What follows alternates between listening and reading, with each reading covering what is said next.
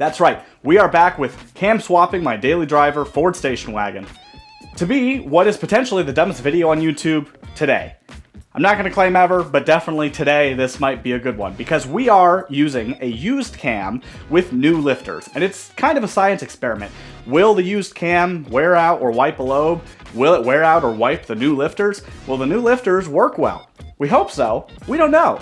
So we're going to test it out, see if you can do this, see if it's a problem, and then hope, fingers crossed, everything goes well, and I have a nice cammed big block daily driver. Now, in case you didn't watch the last video, we basically blew apart this entire thing. We washed it off real fast, took everything off, painted it all. We went ahead and put a aluminum Edelbrock F427 intake, as well as a set of aluminum finned Cobra Le Mans valve covers, and the cam that is right out of a 428 Cobra Jet motor. Now, it was a used cam when I put it in there, and so the goal is we're using this used cam with a set of new lifters, generic Melling lifters. I checked them for crown, made sure they spun in all the bores, and we made sure this thing was gonna have the best shot it could to actually break in that cam and lifters together. And so where we ended off was basically we didn't fully finish putting everything on here, and we didn't get to get it started because I had to leave. But now I'm back, and now I'm gonna finish putting all the accessories on this thing. We're gonna get this thing buttoned up, and then we're gonna break it in. And we're gonna hope and cross all of our fingers, all of our toes, everything we can cross to make sure that this thing lasts. Because to be honest, if it doesn't, then I have to rebuild the motor. And I don't want to do that. At least not yet. And then, after breaking it in for about 25 to 30 minutes, we'll change the oil and take this thing for a ride, hopefully.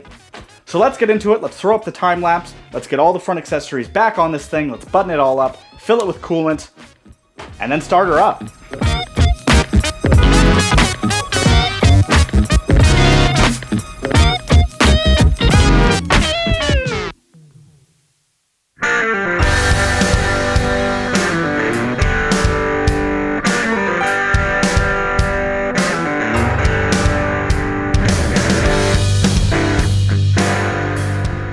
Okay, so it's been a while.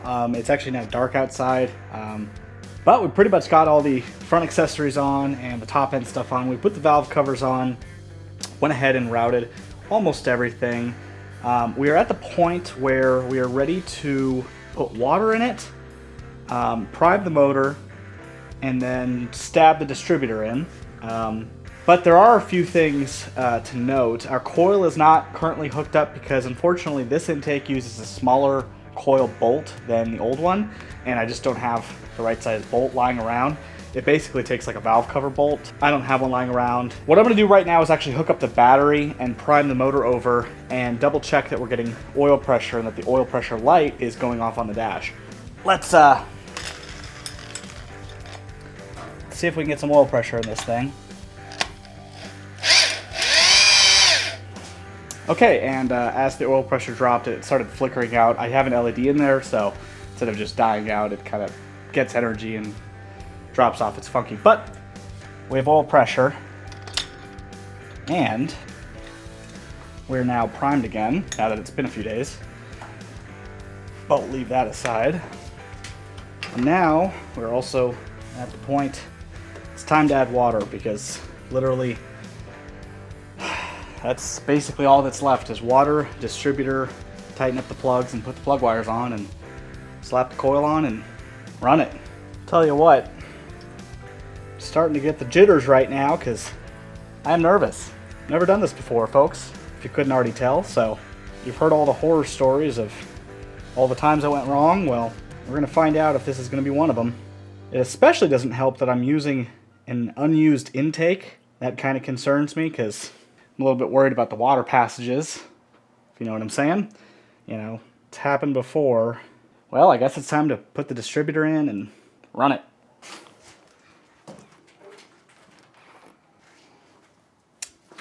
Okay, if there was any time as good as now, it's now. I've got a fan here that is battery powered that will definitely die before the 25 minutes is up. I've got my phone with a set a timer. We'll start that once we're out here and it's like running. We've got a dwell meter set up with high RPM so that I can actually get it close to 2,000 and set it. And I know that while you're doing this, you're also supposed to every once in a while occasionally rev it up rev it back down, rev it up a little bit, rev it back down to change the variation. And then we've got the timing light set up. It should be set up at 12 degrees before top dead center. We're just gonna hope that everything goes well, that it all reads, and if anything happens, we can turn it off, stop, and then we just need to restart and stop the timer and restart from where we were before. It's time. I'm stalling because in fact, I'm actually gonna do one last like double check. Okay, turns out I was 180 out. I was probably correct the first time, but turns out always double check. I had the 2 and 3 plug wires mixed up. So after that scary, scary moment, we're gonna make sure all of our wires are hooked together. Plug everything back on.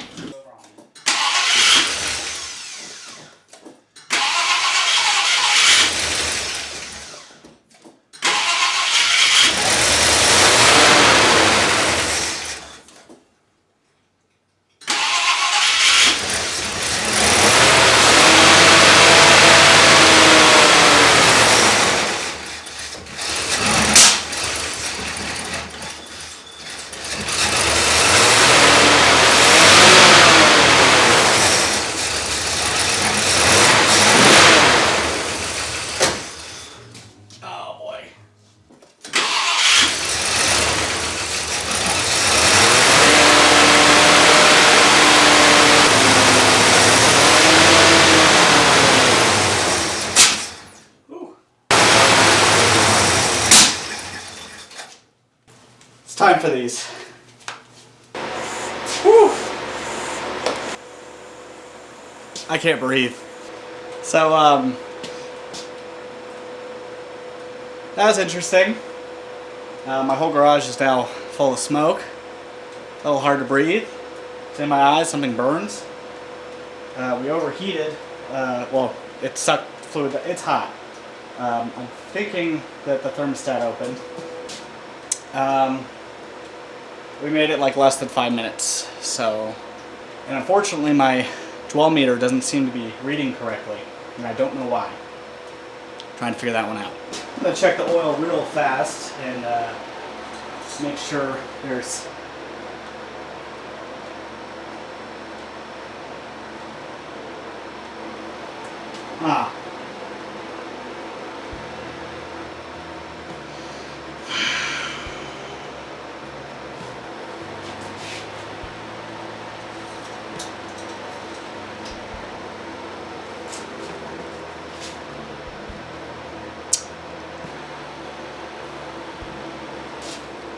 Well, folks, I did something wrong. Because unfortunately, I can't keep changing the reality. That sure looks like milkshake to me.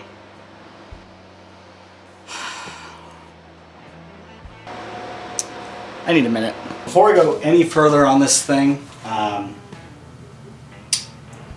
as I have concerns that I may have blown a head gasket, or worse, I'm going to pull the distributor back out and run my borescope down. Just pull it out.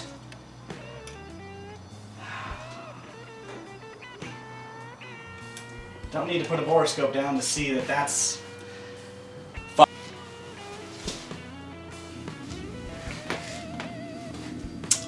So,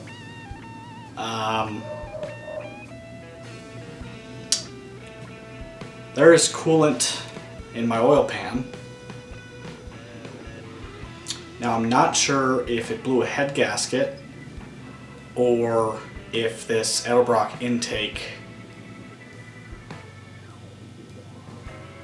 has coolant issues from corrosion, like the passages. That tends to be a common thing on these aluminum intakes, especially on FEs.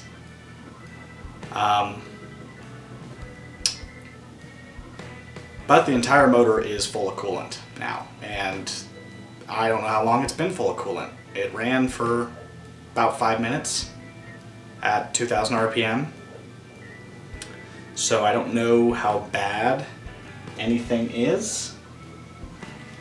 What I'm going to do now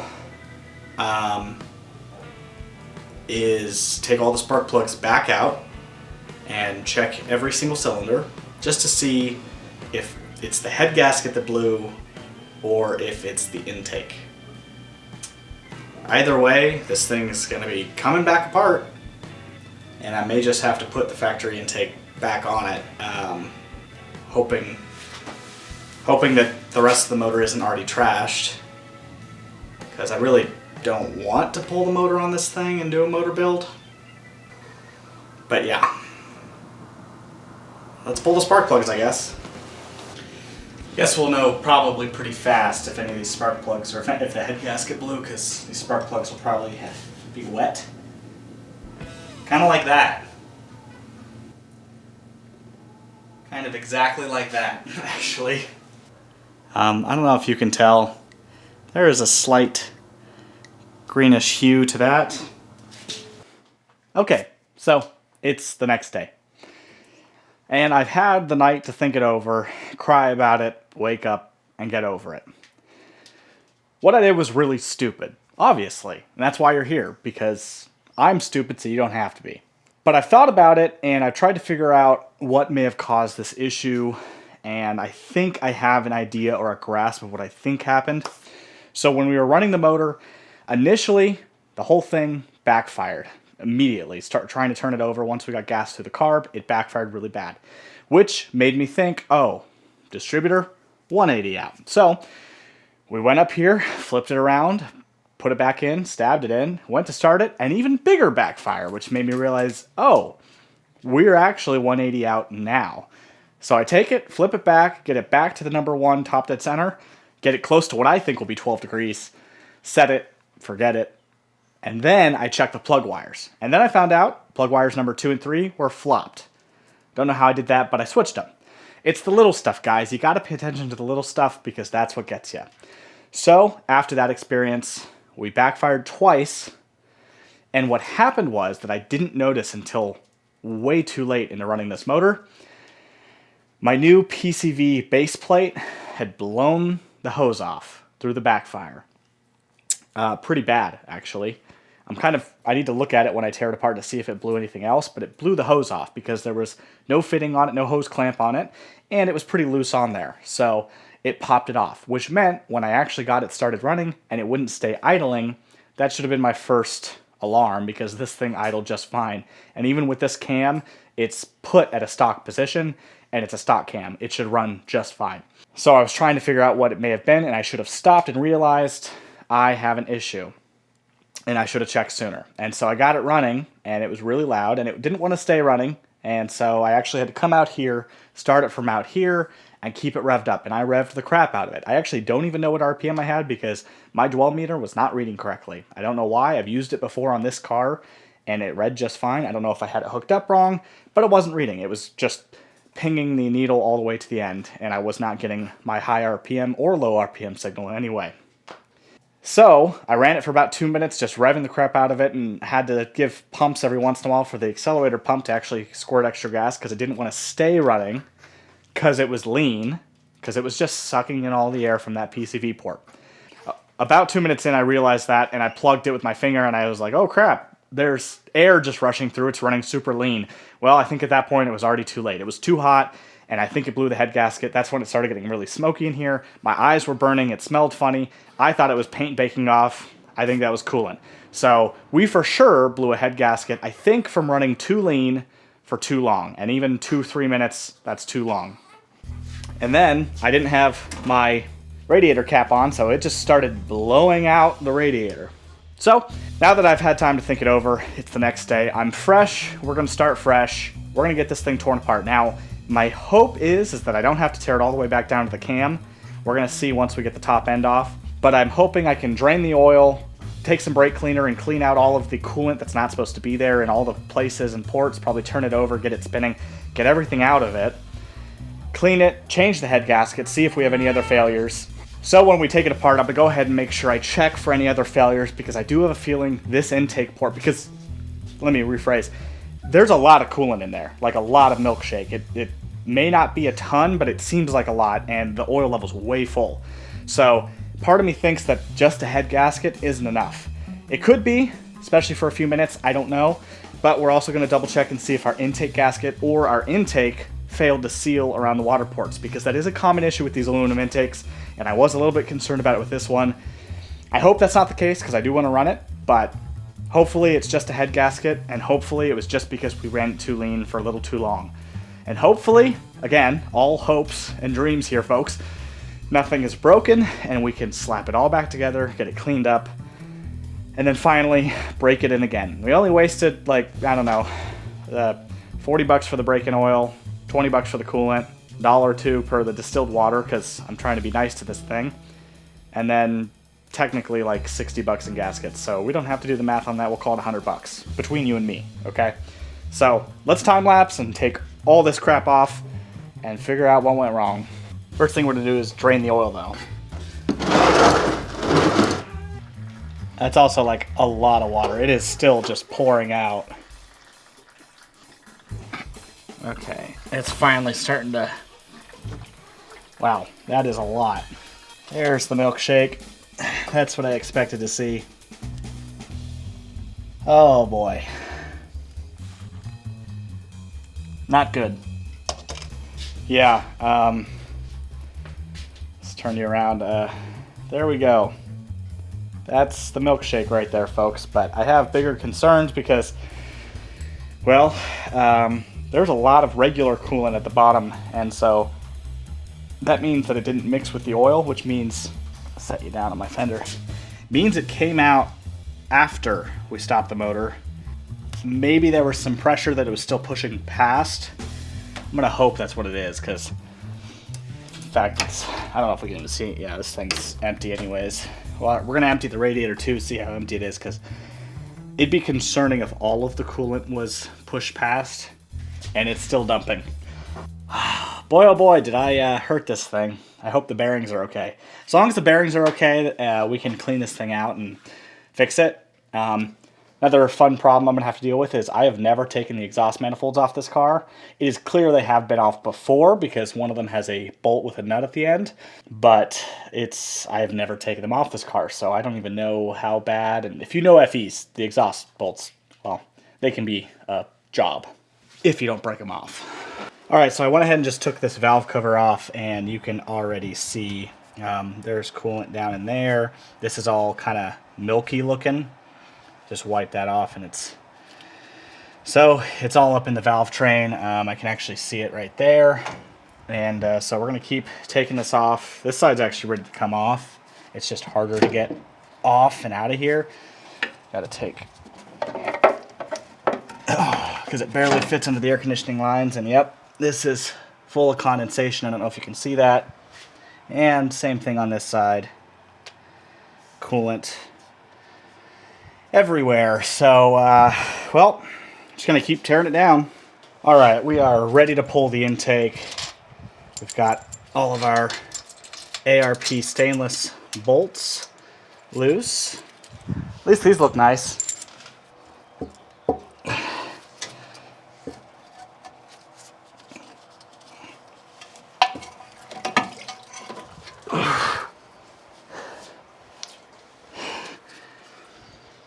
Well, we dumped a little bit of fluid.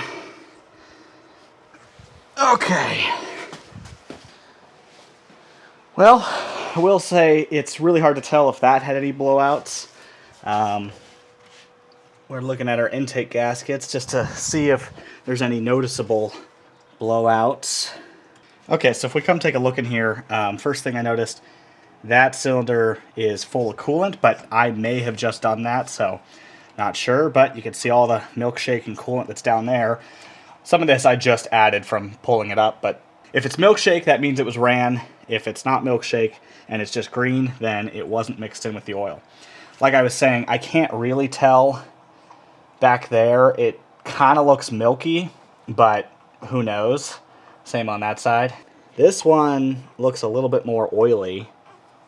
It's hard to tell. That one looks really milky though. So that one was a little bit white though before, so it could just be like that. But now we're going to take the intake gaskets off and, well, start taking the heads off, I guess. I pretty much have the exhaust manifold bolts.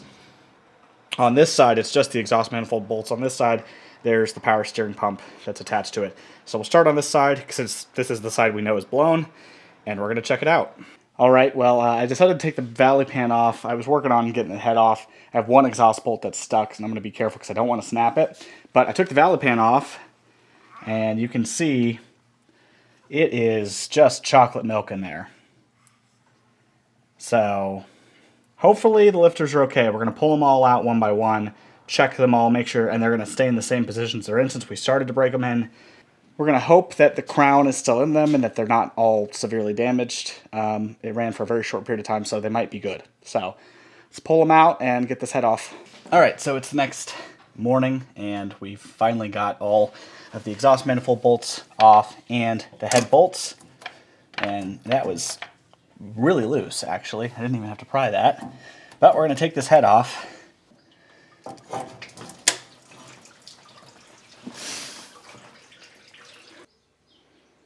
This is interesting. I don't know. Gasket. I'm really hoping I blew a head gasket, dude. If I have a cracked cylinder, I'm going to be pissed. Well, how do you know the intake manifold wasn't leaking into the... Oh yeah, I guess that's true.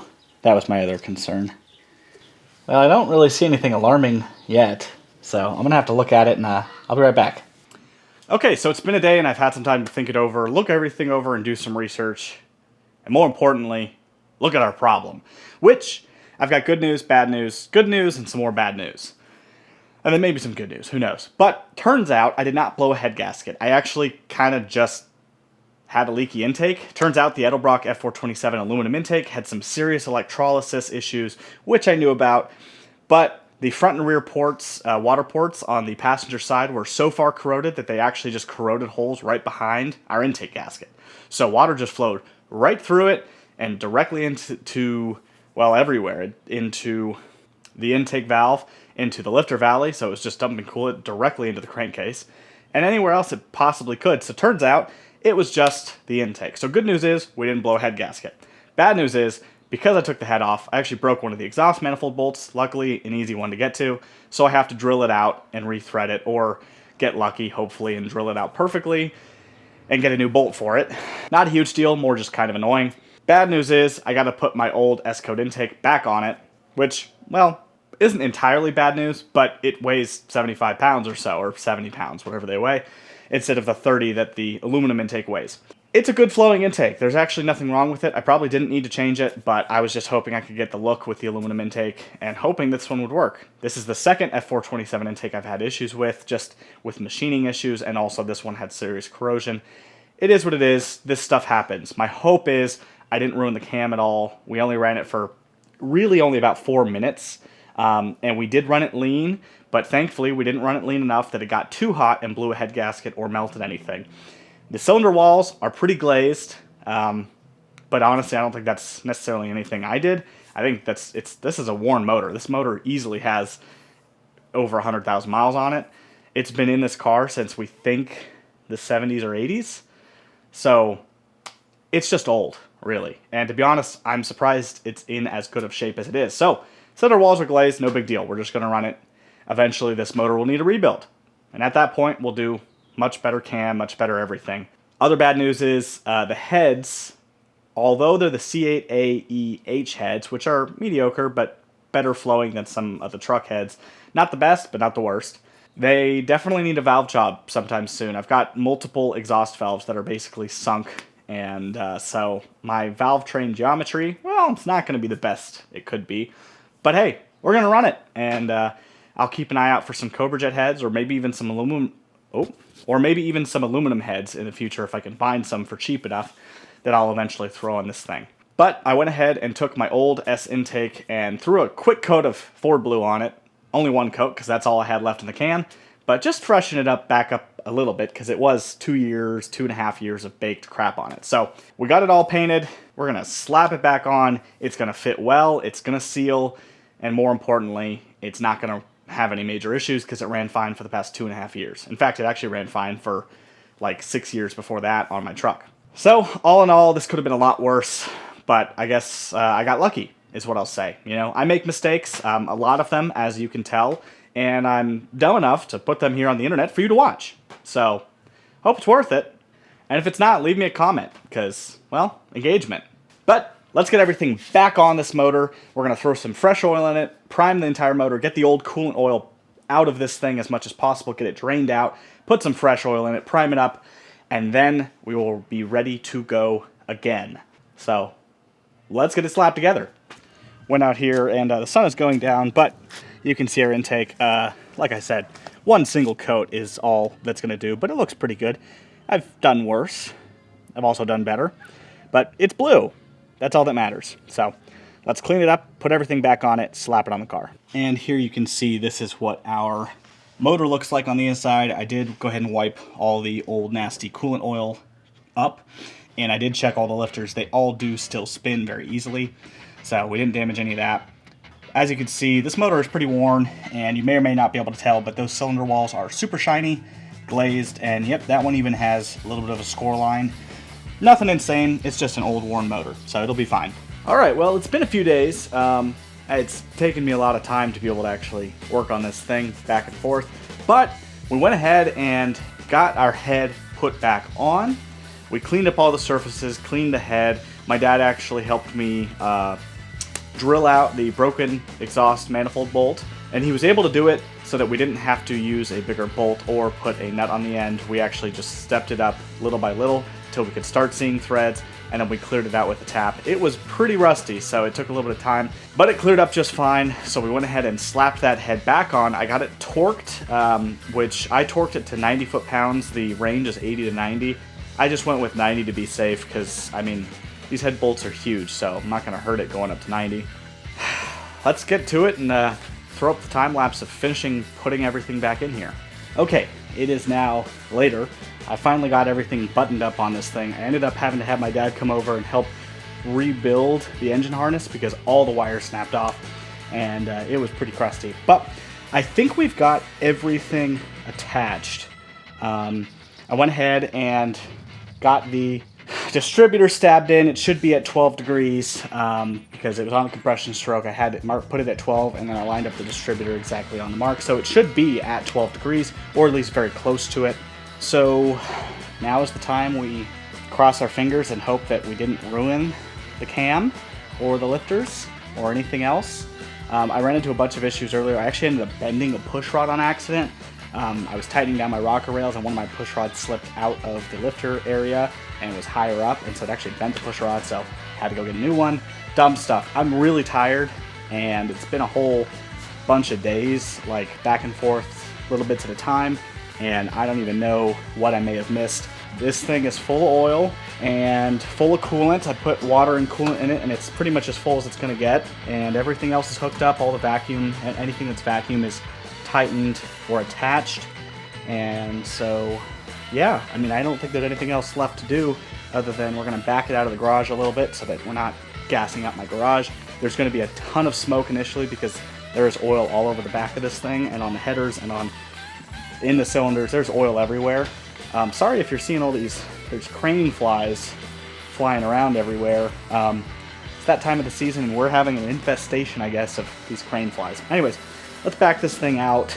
And I already know there's a huge pool of oil underneath this thing. All right, right about there. Some of this is coolant, some of it's just straight oil, some of it's mixed.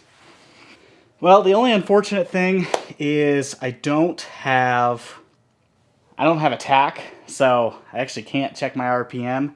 I know for a fact I was way too high when I was doing it before, but that's because I had such a bad vacuum leak that I had to rev it in order to keep it running. I know, bad. We already know that. So we're going to play it by ear, but we shouldn't have any vacuum leaks now.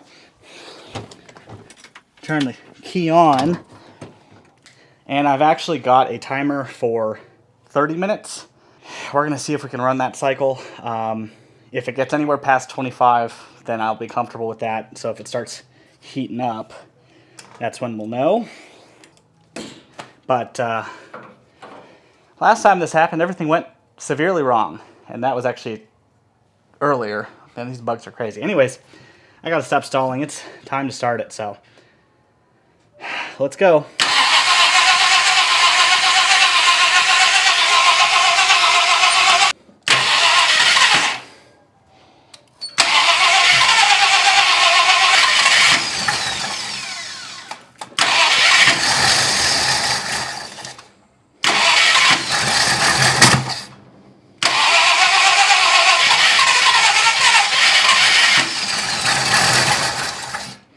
All right.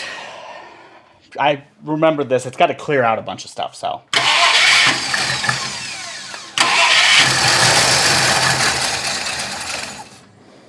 But something still seems like it's not hidden right, so we're going to double check our firing order. 1. Let's try it again.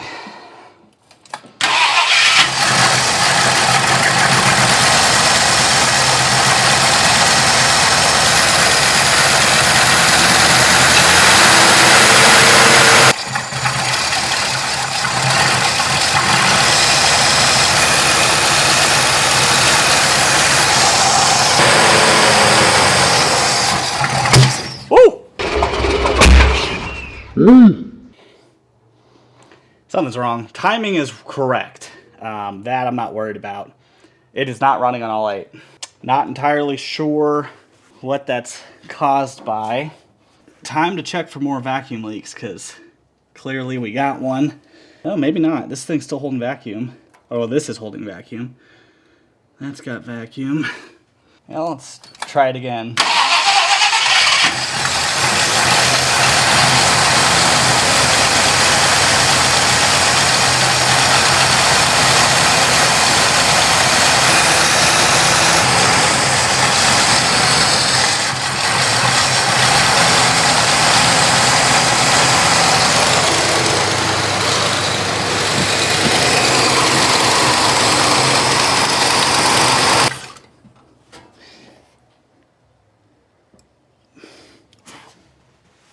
What is that? I don't know what we just lost, but a lot of smoke on this manifold here. Check the oil real fast. Still looks clean. We had oil pressure, the light was off. Yeah, it still looks clean. Alright, well, and it's exactly where we left it. So we're not gaining or losing any. So, alright. I guess we just keep it going. I don't know why it's idling up and down so much. That's kind of worrying me. Makes me think there's another vacuum leak somewhere. But, yeah, anyways. Alright, stop the time. We still have 20 minutes left. It cleared up there for a second. So, yeah, let's check the oil again. Still not too hot. Oil still looks good. I don't know what's burning over here. I think I got an oil leak or something. Or maybe it's just the oil that was... Okay. Yeah, oil still looks good. So, let's just keep running it.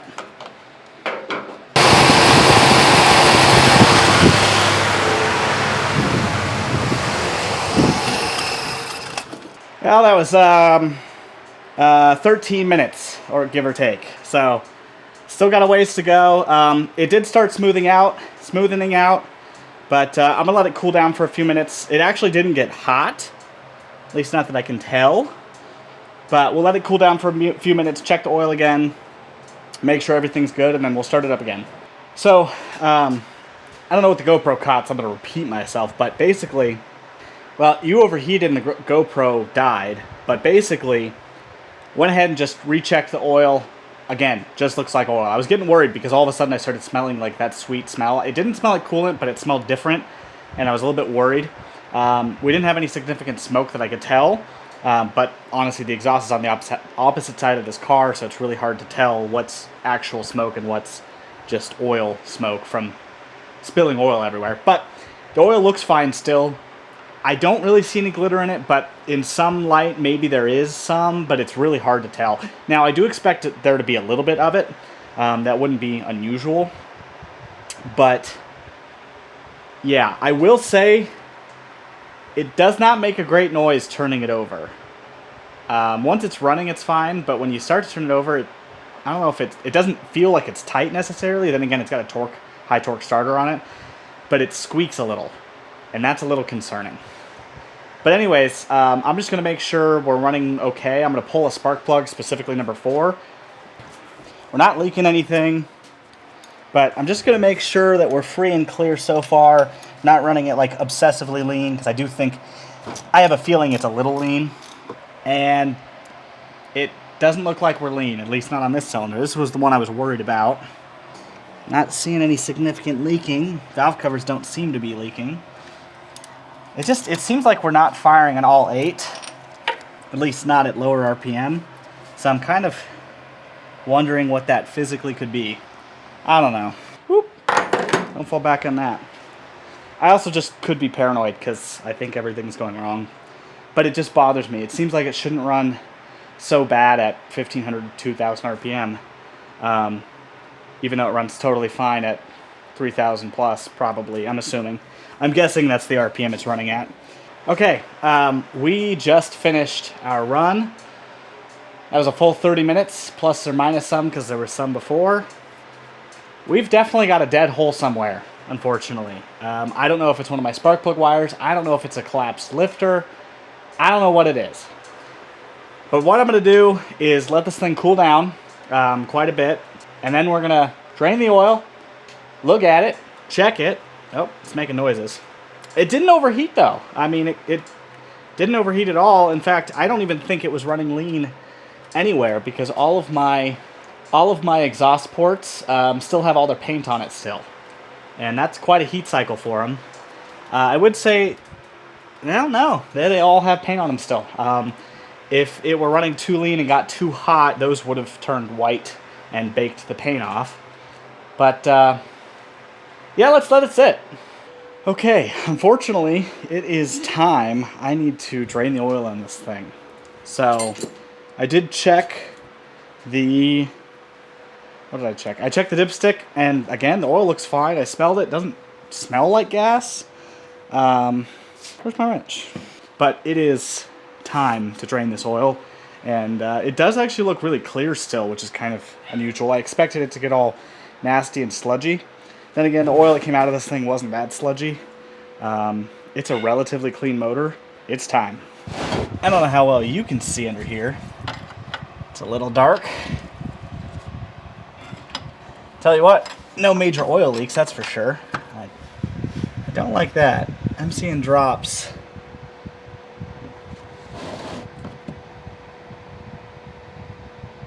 That looks like water.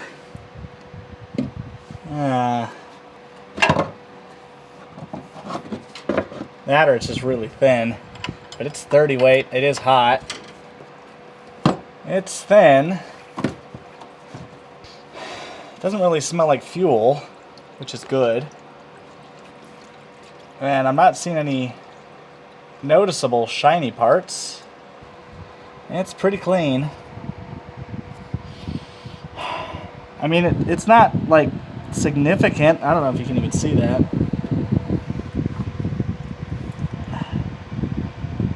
Well, looks good to me. Well, the good news is there's really not any shiny bits in the oil. There is a little bit, like I can see a little bit of sparkle, but it's hard to see. I don't even think the camera will pick it up. So we'll wait till we pull the filter and take the oil pan out and check it, but I could barely see any sparkle in it, which I think is a good sign. It does not explain why this thing is running so rough. It feels like it's running on 7. I could not keep it running well. There is a chance that it is not timed correctly because I did not time it. I just stabbed it at 12 degrees, I believe. Although, looking back, I could be a tooth off. I don't think I am, though. So that scares me because I don't think my timing is that far off. But we're going to check it. After we change the oil, we'll go ahead and start this thing back up. I backed the idle screw off. I don't know if it's going to stay idling. It clearly had issues before.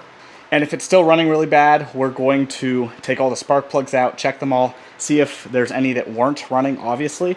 Oil didn't smell like gas, so I don't know, because the oil should smell a lot more like gas. Well, maybe not, but it should smell more like gas because if one of the cylinders isn't firing but is getting fuel, a lot of times that fuel gets pushed past the rings and into the oil. Maybe not. I could be totally wrong on that, so let me know if I am. But I don't know. It was running really rough, and you saw it backfiring. So I'm hoping, fingers crossed, that was just because the timing was just far off enough. Maybe it's too advanced, or I don't know. I actually don't know. It could be too retarded. Who knows? But we'll let it finish draining. Again, the oil looked fine. Like, I barely saw any sparkles in it. And you're supposed to see, I think, a little bit when you break these in because you're wearing in the cam and the lifters together. So there's going to be a little bit. Plus, the old cam bearings with this cam that had not the greatest surfaces because, you know, of me. So, I don't know. But we're going to finish this oil change out and start it back up. Now, in case you're wondering what oil I'm going to run in this thing after this break-in, I used the Lucas 30 weight for break-in. That was break-in oil. Don't know if it's any good or not, but it was what I could get. I'm going to run VR1. Now, this is 2050. I really didn't need 2050 specifically. That's just literally all they have in the VR1. I've heard a lot of good things about VR1. I've ran it a few times. It seems fine. To be honest, I've always ran old oil, like new old oil, in most of my motors because I was too cheap or too poor to actually afford to buy oil all the time. And they leaked enough that you just kept putting fresh oil in. Now, whether or not you should be using specific formula oil for your classic vehicle, that's not going to be up to me. I did watch an interesting video from, I think that Oil Geek or that Oil Guy, or it's one of those channels, and he had a whole video about the reason that zinc had caused some flat tapicam failures, or the reduction of zinc, when in reality it wasn't just the reduction of zinc, it was also the addition of calcium detergents, which were basically fighting against the zinc in the bearings, cleaning a film surface, and the zinc was adding the film surface, and calcium was detergent. It was a detergent, so it's cleaning it off. So it's a whole thing. Very interesting video if you want to go find it. But I'm just going to run this because it's supposedly good for classic cars. And this motor is probably going to need all the help I can get. So it's 2050 VR1, and we are going to use a actual Motorcraft FL1-A, or FL, it's now an FL-1-A. This is the oil filter for like a bazillion Ford products, especially anything pre-1970. This is like a lot of stuff. It's the go-to for basically every single FE motor, most small blocks. It's just ubiquitous at this point, and I'm using an actual Motorcraft one, not those crappy Sears ones. Those were just for running. I decided I'll be nice to this thing and put a good filter in it. So this is what I'm going to use. I do mark all my filters just with the month, just in case. But yeah, let's put it in. Now I'm going to go ahead and pre-fill this filter a little bit. I don't know if it's better not to, or if you don't have to. I know technically you probably don't have to, but on this, I don't know if pre-filling actually helps or doesn't help or whatever, but because this filter sits upright in this car, might as well. And I'll make sure to oil up our seal so it doesn't get stuck, and we'll go slap this guy in. All right, let's see if I can do this without spilling it everywhere, especially on my nice new valve covers. Should be using a funnel, but you know, didn't spill a drop. Oh, my van just kicked off. All right, oil change is finished. I've turned the idle screw down. I have no idea how this is going to go. I'm going to have to check the timing, but I'll see if it just starts up first. If it doesn't, then we'll get the timing light out and double check our timing, because hopefully that's what it is if it doesn't idle. But I got to turn the key back on. Oh, man. Really hard to do that without getting in the door. All right. We don't need more coolant. Coolant's actually a little bit high, but it's perfect. So just give it a squirt and see.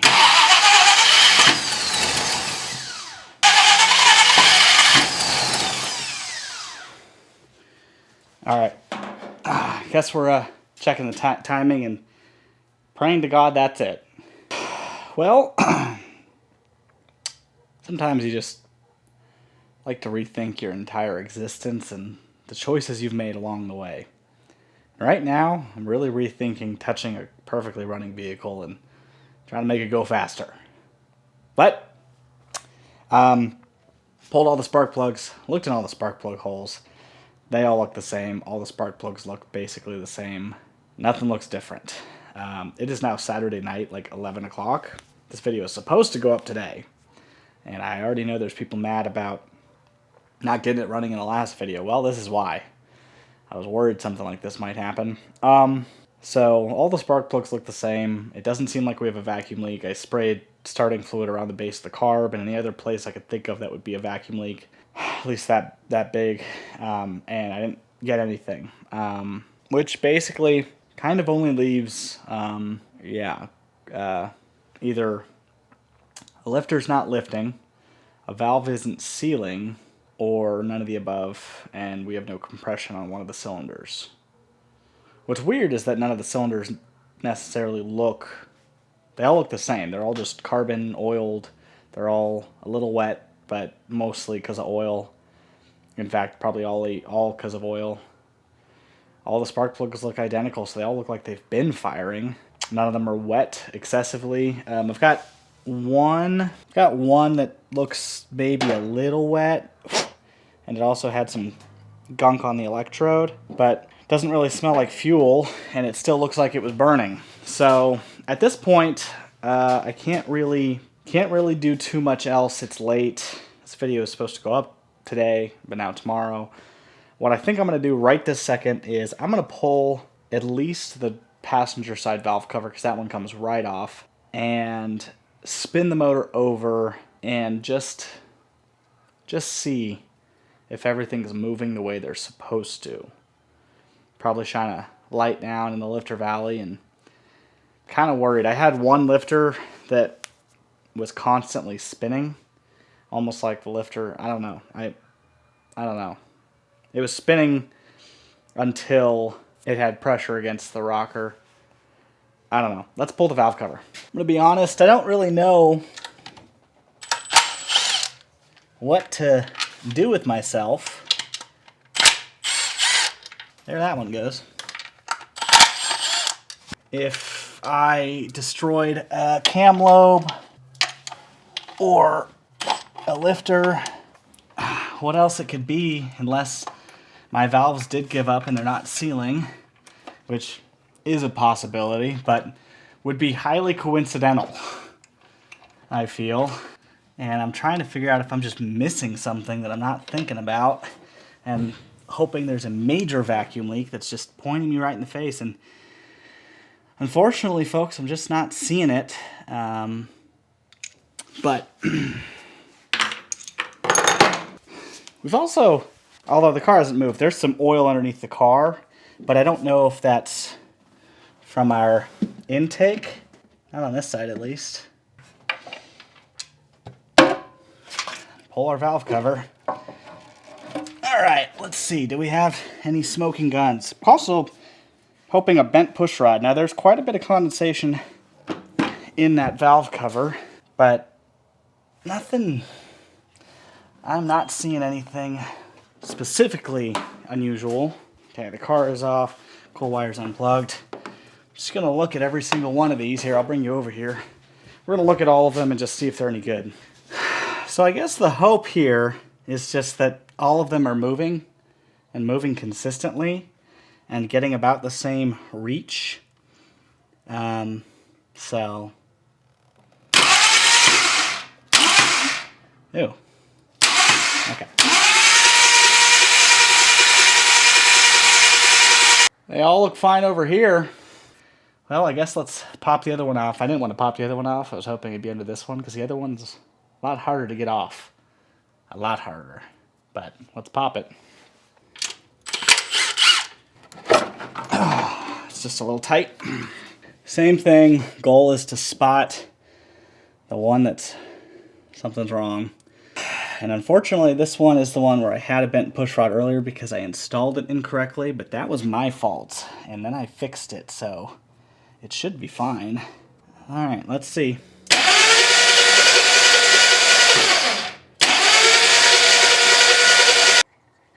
Well, now I'm just darn confused. Wow, it's way too bright. Now I'm just plain confused. All of these look the same, and they all have compression. What am I doing wrong? I guess I should be happy, because they all move, and actually they all spin. I could see all of it, which is good. But what am I doing wrong? I guess I'm just going to have to do a compression test tomorrow, because they all seem like they have compression. They're all moving. They all look like they're moving about the same distance. I'll see you in a second.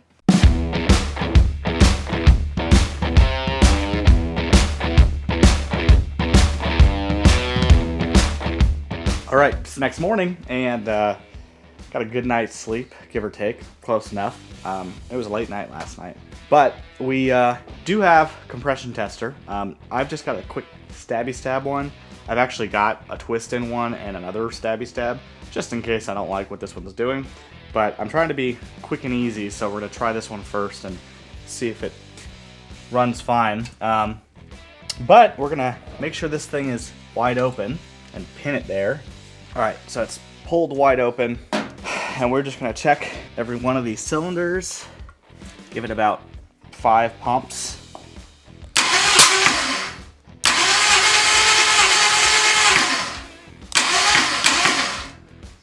Well, that was weird.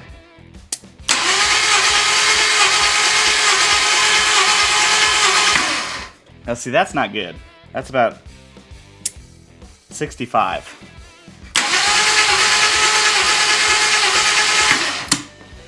Also 70.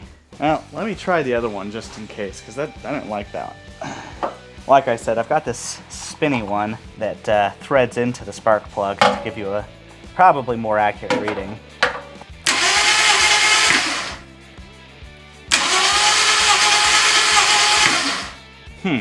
This one's worse. See, that time it had 90.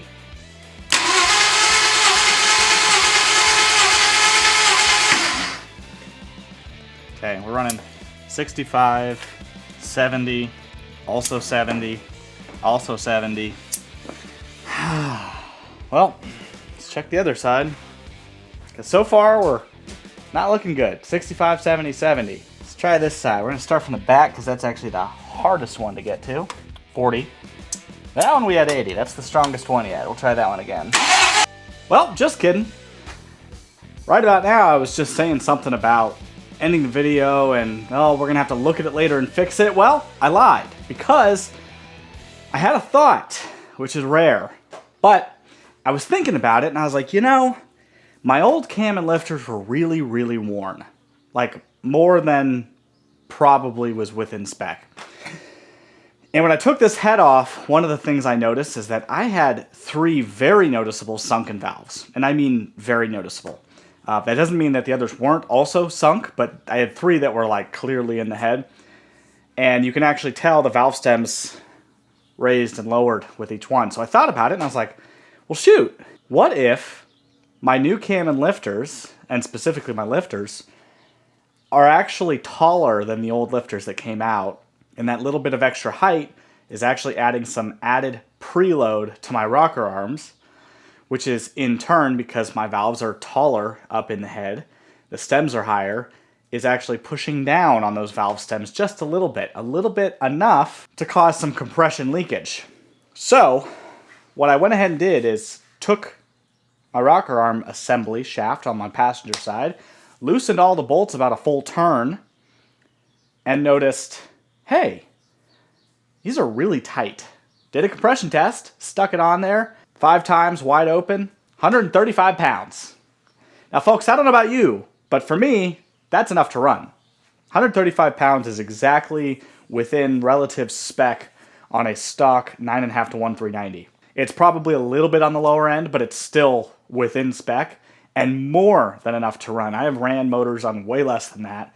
I had a motor that was 115 max to 120 across the board, and that ran just fine.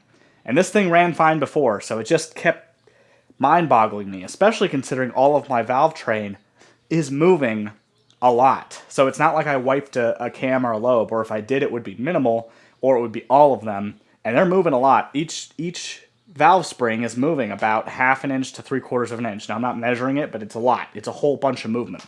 So it can't be wiped. And my oil looked good, didn't really have any sparklies in it, or at least it had very minimum.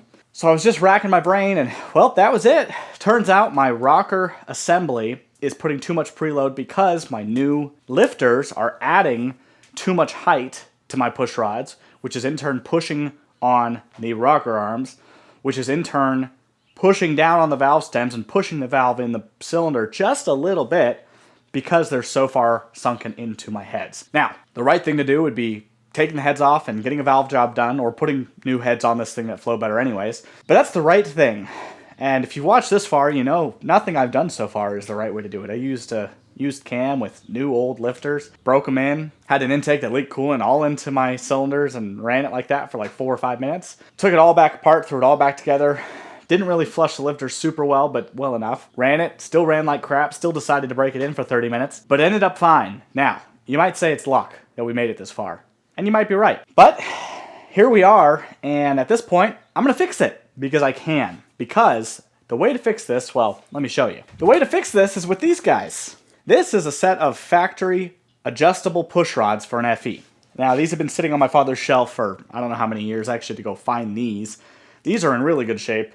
These are fine. They need to be cleaned up. But I've got a set of adjustable push rods. These came on earlier cars. It's also looks like an oil squirter. These are on earlier high-performance FE motors and just some early motors in general. And sometimes used on different variations. I don't know exactly every application they were used on. I know that some early hypo motors, a lot of the solid lifter cars, they all had these adjustable push rods. Now, this doesn't solve my problem because I still have valves that are sunk into the head, but I can loosen the preload on these and set my own preload so that my valves are actually opening and closing. And therefore, we can actually have pressure in my cylinders, which is the goal. Now, I do have one cylinder that's still read at 40 pounds previously, and that cylinder may have some more serious leakage, or the valve stem in that cylinder probably is, the valve seat in that cylinder probably is more severely sunk than others, so when it gets compressed, it just opens more and leaks a little bit more. I'm gonna hope that's the case. We're going to try these out. I have to split these apart, clean them up because they've been sitting a long time and I don't know how gunky they are. So we're going to basically take the shafts apart, clean everything, slap it all back together, soak it in oil, replace all of my push rods and rocker arms, put these in, set them, preload them to the specified amount that I don't know just yet, but I'll figure out, and then see if that fixes our problem. I'm going to hope it does. So let's throw up the time lapse, get these fixed, get them bolted on, and I'll meet you back here when we start the motor again. Also, just a reminder, I did check the other cylinders as well. It was 135, 135, and then I think the cylinder after that was like 140. So clearly it was not just one-time thing. I forgot to mention that. Now, this doesn't negate the fact that I probably do have bad piston rings, and I do have glazed cylinder walls. This motor does need a rebuild. I'm not going to ignore that. I'm not going to say this thing is a fresh, good-to-go, ready-to-run motor. All I'm trying to do is make it run and drive again, and in the future, I'll have to do a valve job or replace the heads, and honestly, I'm probably going to end up resealing this whole motor anyways, putting new rings in it, honing the cylinder walls. It's not in bad shape now, but it's getting there, so we'll need to address it in the future, but that's not a now problem. Okay, it's been a while, and I've got one set of rocker shafts rebuilt. Took a lot of time cleaning all of the gunk off, making sure they function fine, but I ran into an issue. Let me show you. The push rods that I have are way too long. I don't know if you could tell the geometry on that, but if you compare it, yeah, that's the new push rod, that's the old one, that's my dog. That is like an inch too long. So I'm gonna have to figure something out. I don't know what at the moment. I will be back to you in a second when I figure out how I'm gonna solve this. Okay, so it turns out I am actually gonna have to rewind and reverse and not use those adjustable rockers, which would have solved my issue fairly quickly because I don't have the correct adjustable push rods for those rockers. So Ford used the same exact push rods for every single FE from 1960 or 1959 up until their demise in 1976. They used the same standard straight through push rod with no holes on the ends because all the oiling is through the rocker shafts, except for the specialty things like the adjustable rockers, which only came on a few cars. The rocker shafts I have are from 58, so early 58 cars, and I don't know when they stopped, but 58, maybe early 59, they had these adjustable rocker shafts, which became a hassle, and I guess they decided it was easier, cheaper, better for maintenance just to go to a solid mount and non-adjustable rocker, which is fine. And that's all fine and dandy when you have valves that sit flush throughout the entirety of the head at the level they were made to be at. The problem is, when it's 60 years later and we're running unleaded gas and our valve seats have sunk into our head and all of our valves are shooting way up too high, those push rods now are pushing pressure on the valves. Now, I know a lot of people in the comments are going to type in saying, just measure the length of push rod and buy the correct push rod size. And I'm going to tell you why you're wrong if you're typing that. If not, you're fine. But I had a lot of people even on the internet after doing some Facebooking, in the groups, tell me that thing. Just order the push rod size you need. Well, that's not going to work. And not for the adjustable rockers, for regular. But let me explain why that's not going to work. Because some valves are sunk further than others. So if you order all of the same size push rod, you're still going to have the issue where some valves are probably going to be held open. I had one cylinder that only had 40 pounds, which means... Oh, there's a police car. Now, I had one cylinder that was reading 40 pounds of compression, which means that that valve was actually probably being held open even further, either exhaust or intake, than the rest of them, because the rest read at 80. So, if I order one size push rod for my non-adjustable rockers, it's going to still have the issue of not seating the valves correctly or having slop in the valve train. Now, the solution to that is not putting adjustable rockers on. That's the temporary fix. That's the Band-Aid. Now, those adjustable rockers are pretty nice. They actually have a 1.76 ratio instead of the standard 1.73. So technically, they would actually help add lift from my cam, give me a little bit better performance. Unfortunately, like I said, I don't have the right push rods for them. I don't know where they are. The push rods I had that were way too long, I don't know where they are. Those push rods are for shell lifters, hollow lifters. That's right. The tin can that I pulled them out of in my dad's garage had the lifters in the bottom, and I never noticed. But they're for hollow lifters for like 427 stuff. Big race car stuff. So that's why they were like an inch longer. Because they go in lifters that don't have an inside. They're hollow. So they seat down further. And because I can't seem to find any other regular size adjustable push rods, I'm not going to be able to run those on these heads. So I'm going to do the right thing, which extends this video out even further, and this may even be a part 3 series, so if you're watching this and this is part 3, sorry. But this is now getting real long, because now I get to take all of this all back apart and do the right thing. Let's talk about the right thing. Now, the right thing to do is to just fix my heads, which I'm going to do, sort of. If you come over here into my office, you'll notice I have 2 sets of heads here. This set is a set of C8AE-H heads. Exactly the same heads I currently have on the motor. They are fine. They are probably one of the better performing stock heads. Not the best, but they're better performing. I would say they're a good baseline performance head. They were used on basically all passenger cars, 68 and on, trucks, everything basically in the Ford lineup used those heads that had FEs. And they're fine. They're okay. Those are a set of D2 TE-AA heads. And those who know FEs know those are hardened seat heads. Those do not have hardened seats, which means they're going to have the same exact issue as those heads, and they do. But these heads have hardened seats from the factory. They also have a near identical chamber as the C8AE-H head, which is a pretty good flowing chamber for stock. And now you're probably wondering, why do I have 2 extra sets of heads? And that's because these D2 heads have been rebuilt, but not correctly. So I'm going to slap together parts from this head to make this head right. Let's talk about it. So if I just move my, is this the rebuilt one or is this the non-rebuilt one? This is the non-rebuilt one. Yeah, so I still have to rebuild this one because I only spent 2 hours rebuilding that one just to find out I had the wrong push rods. Now I will eventually find the correct cup style push rods for those adjustable rockers, and I will put them on this car because it will give me more performance. I just have to find them first because they are buried in the abyss of my father's garage / property somewhere. We have a few sets, maybe. He doesn't remember, and that's okay. But I will have to find them eventually. But until that point, we're going to run these stock rockers, which means we need our valves to be set in our heads. The right thing to do is to get a valve job, or do my own valve job on a new set of heads. A better set of heads even. So let's take a look at these heads. Like I said, C8AEH D2TE-AA, okay? Non-hardened seats, hardened seats. These, however, had a very poorly done valve job, which I'll show you in a second. These are also sunk into the head, but have perfectly good valves. And actually they have better springs too with dampeners. They're dual spring, slightly better. I may have a set of performance springs somewhere. If I find them, I'll throw them on. Otherwise, working with these. Let's take a look at these though. So, the ports on these heads are virtually identical to each other. Same large port intake, large port exhaust.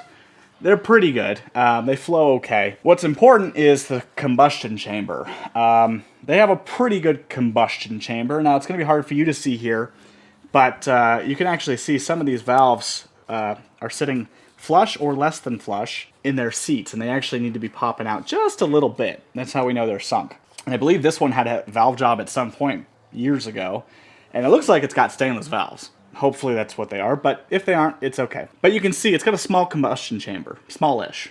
I don't really know the size of it. Maybe I'll put it on the screen somewhere, but it's okay. It still gives this thing 9.5 to 1 compression. But the difference between these heads is one little spot in the combustion chamber that makes them different, which is right here at the spark plug. There's a wall from the spark plug to the valves, and on the C8 AEH heads, it's a pretty sharp corner, and that spark plug is really sunk in the hole. I'll go ahead and set this down upside down so we can see what I'm talking about. Now on the D2 heads, oh boy, they are still heavy. These ones are also in worse shape, just by looking at them. But in the D2 heads, that spark plug chamber actually has quite a bit of a lead-in that was cast into it that actually is better for flame propagation, which means these heads perform just a little bit better. So along with those hardened seats, these will be a slightly better performing head. I'm not going to claim that I'm going to make 30 horsepower on them, but, you know, 5 horsepower here and there, be pretty good. And the hardened seats means I can run my unleaded fuel all day long and not have issues in the future, or at least it's going to take a much longer time. There is a baby wailing out there. Now, unfortunately, these had a very bad valve job done on them.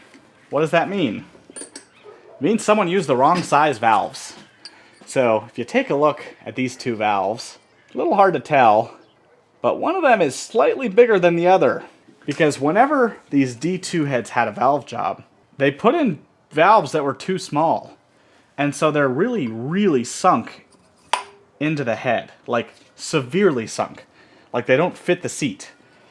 Whereas these C8 heads have much larger valves, which that's better anyways, that don't sit sunk into the head. And I'll show you that right now. So again, the C8 heads, you can see that wall that I'm talking about for the spark plug. It's got a pretty significant drop off that you may or may not be able to see. It's pretty sharp right here, and it's pretty shrouded in that hole versus the D2 heads, which have just a little bit of ridge runoff. I don't know if you can compare and contrast, but sharp, smooth transition. These valves are sinking into this head because they're too small for their seats. You can see that here where this intake valve is actually sticking up pretty good, but the exhaust valve is very low on the surface there. And if we take that guy out and we swap it for the valves that were in this head, which you can actually tell the size difference from this to that, a little bit larger, and we drop this in there, look at that. Seat's nice and sticks out just a little bit.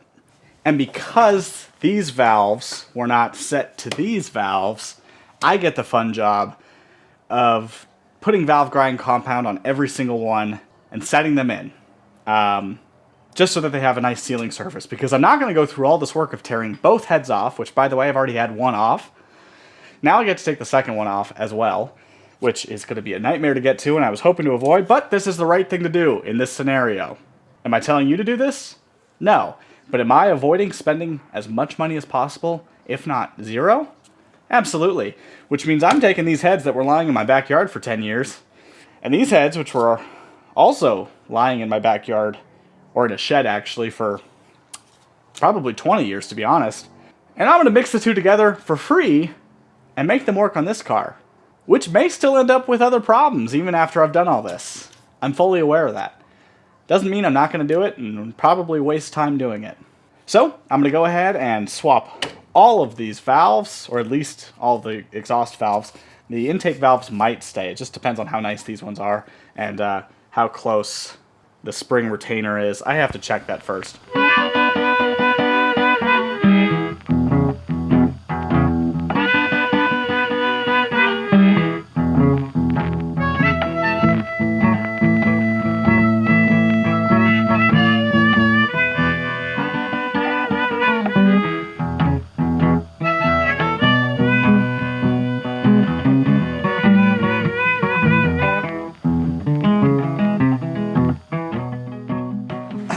Okay, well, ooh, careful. Almost knocked over some heads. Well, it's been a while. You know when life just hits you? Well, it hit me pretty hard. And obviously, you're probably watching this thinking, hey, you haven't posted in like 3 weeks, going on 4. And you'd be right, because, well, like I just said, life hit me. Lots of things were happening. Work got busier, family got busier, life got busier, this car only got more broken.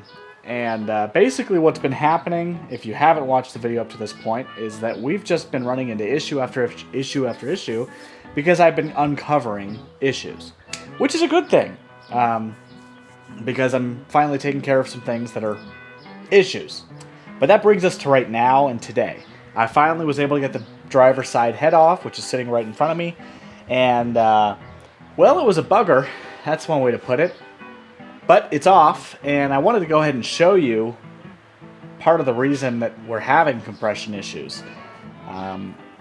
So we have the cylinder head here full of water, and I'm going to do a valve leak test so you can see what some of the issues are. So let's look into it. So the cylinder head is turned upside down with the valves all still seated and in position. Now this is going to be fairly loud, so I apologize in advance. But basically we're doing a leak down test to see how many of these valves are leaking. Now I filled this thing up with water probably about an hour and a half ago, and these were all over full. And what I'm noticing now is that all of these except one have quite a bit of leakage. This one here and this one here, number 5 and 8, especially number 8, it's pretty significant leakage to the point where it's actually below the edge of the valve. So we're just going to fill that up a little bit more. That lost quite a bit already. And all we're doing is just spraying some compressed air from kind of a marginal distance to see if we can see any bubbles. Now, I want to start on, this is the intake side, which this one's already got water sitting here, so that's not a good sign, but you just kind of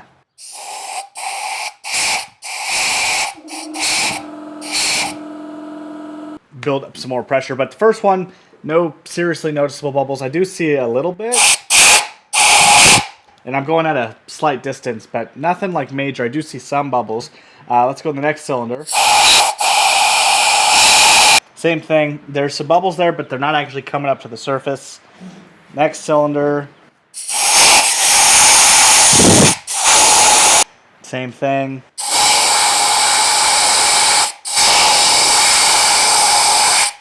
Same thing. Intake seems to be sealing pretty well.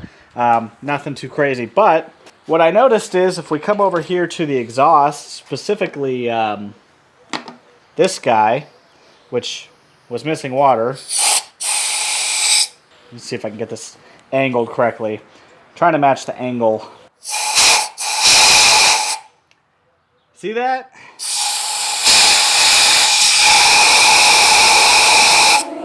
So this cylinder wasn't sealing like at all. This one doesn't seem to be bad. Now this one's not bubbling the same, but I can actually see that it's so far sunk into the seat that there's air forming around the entire valve. And there is some air leakage there because it is moving. It's just surface tension's keeping it down.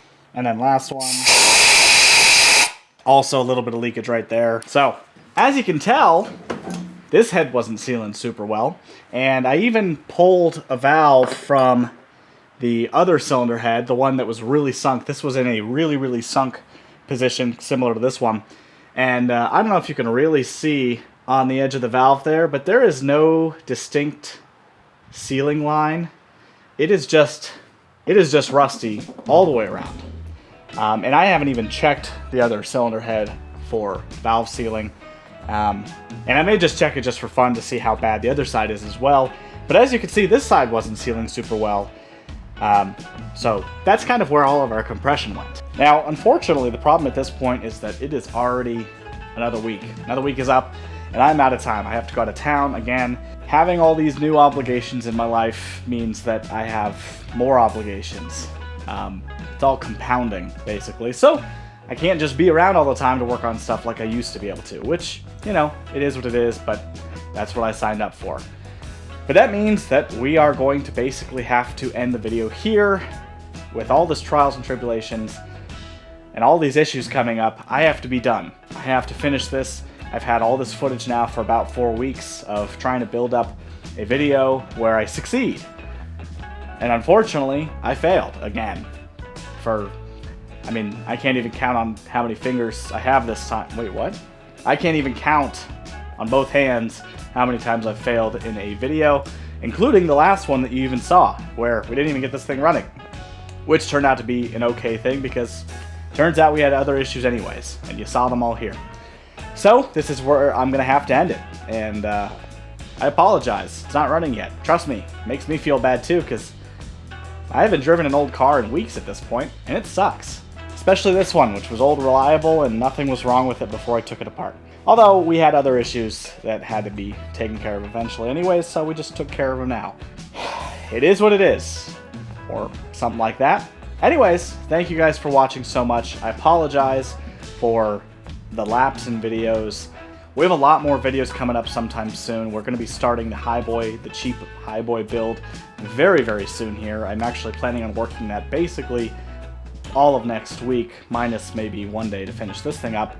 But the plan is to completely bust out this Highboy project as fast as possible, because we're now in April.